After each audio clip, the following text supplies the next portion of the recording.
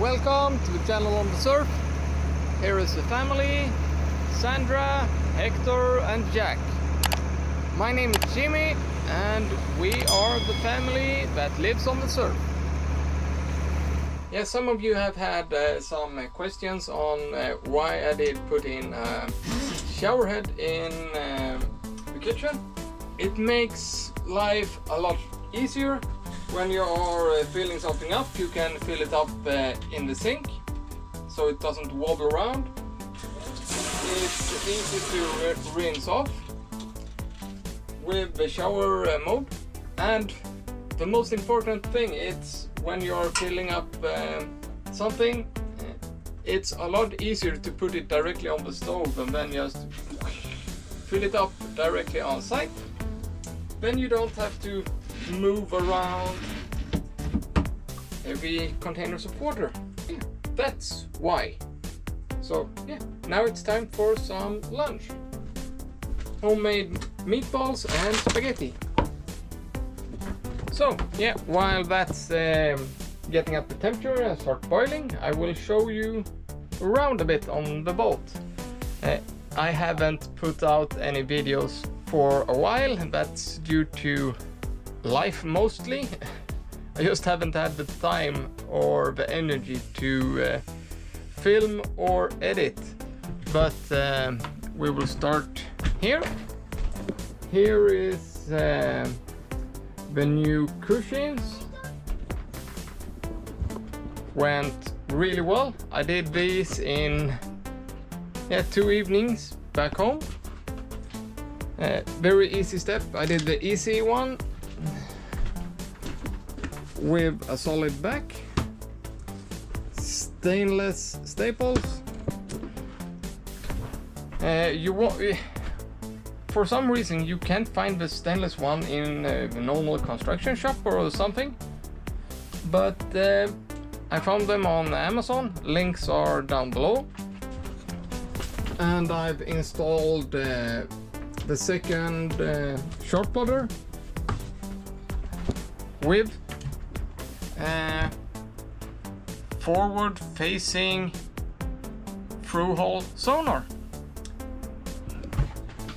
There's a lot of questions about that as well, how to do it, and I did it the most easy way there is. Let's see if I can find more light. There. I just put on a large amount of Tech 7. Made sure that I didn't get any air bubbles in it. And then just pushed the transducer down into the Tech 7 to get it as close as possible to the hull. And where the transducer isn't touching the through hull, it's Tech 7 in between. And as you can see here, that's the old one, also glued in. That one is basically factory old. So yeah, it works. We can go and have a look on call it the short plotter, how the sonar looks. Just take a bit of time to start up. And yeah, while that's doing that, we have also replaced the bilge pump and hooked what to call it, this auto start rotation. I don't know the real name for it, not right now. And how I hooked that up is I took one positive directly from the main house bank with a fuse on, and to that, and then from that to the bilge pump. And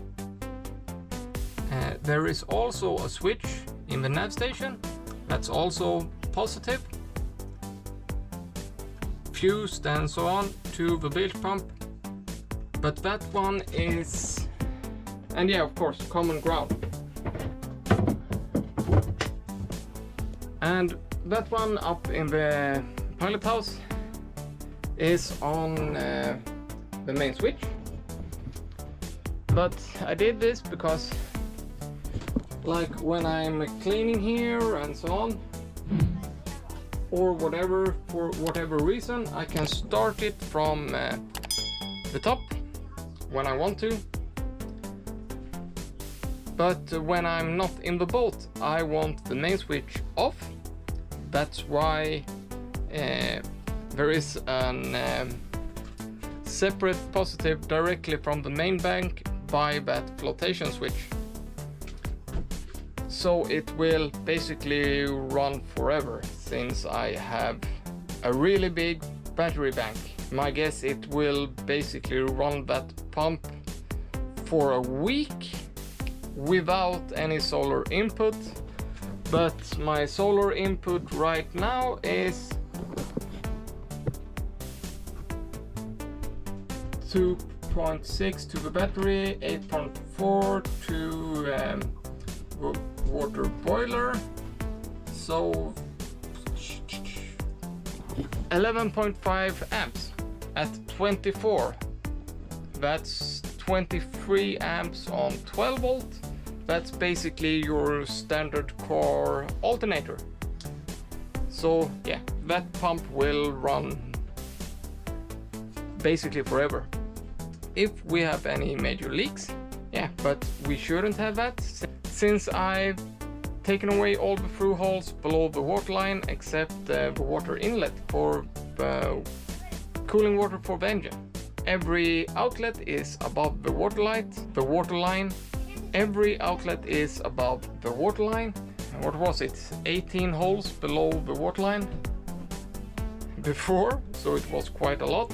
And since the toilet is using recycled fresh water from the shower, yeah, it's no need for any water inlets anywhere. Everything is fresh water in some way from the inside of the boat. So yeah. And on the outside we have made I call them for reversed dinghy davits, since the davits or the davit part is on the dinghy. So when the dinghy leaves the boat, there is no crap in the way on the swimming platform. And we have made that table. We have made yeah, in the winter we made that table mount in stainless steel and fiberglass. We have mounted that, and yeah, my DIY 3D printed carbon dioxide fire extinguisher from a soda stream can. Yeah, we are getting to it.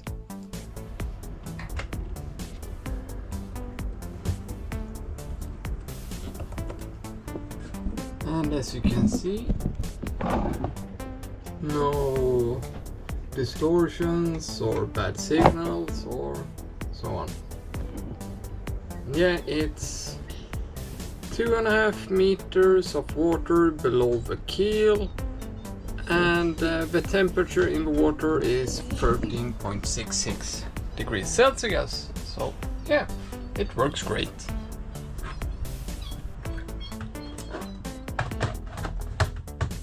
So if you are thinking about mounting the transducer inside the boat, it's really easy. Just a big slab of yeah, I use Tech 7, some use Sika, some use whatever. Just stay away from silicone. Don't ever use that for anything. Use the correct things for the correct things. And silicone shouldn't even be allowed to sell to anyone for basically anything. I don't know anywhere I would have used silicone instead of Tech 7 or Sika or something else. Maybe if I never want anything to stick on any surface, not even new paint or whatever. Then maybe, just maybe, I will use silicone because that's its main purpose. Stick on everything, but make sure that nothing sticks to it. Yeah, now it's lunch. And we will see what we will do later. So yeah, let's see what else have we done.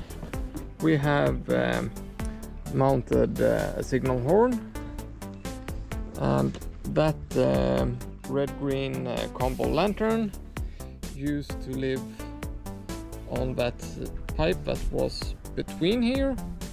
That one was a real hazard, you just tripped over it all the time. So that pipe is gone, and that lantern has moved there. And then we have added this top lantern that also acts as an anchor lantern. So yeah. And the windscreen wipers are on place. I'm gonna redo that this winter because I'm not happy with it. And yeah, the cushions in the doghouse. I think that's it. Yeah. I've started to mount running heating in the boat as well. The heating element is there, it's supposed to be. So now it's just to run the ducts and a couple of wires and the hoses for the water. So basically everything is left on that, but at least now I know that it's gonna work. So that's for the winter, but the board is getting empty. Or not empty, but it's not much left on the workboard, so yeah. Stay tuned, like and subscribe, see you next time.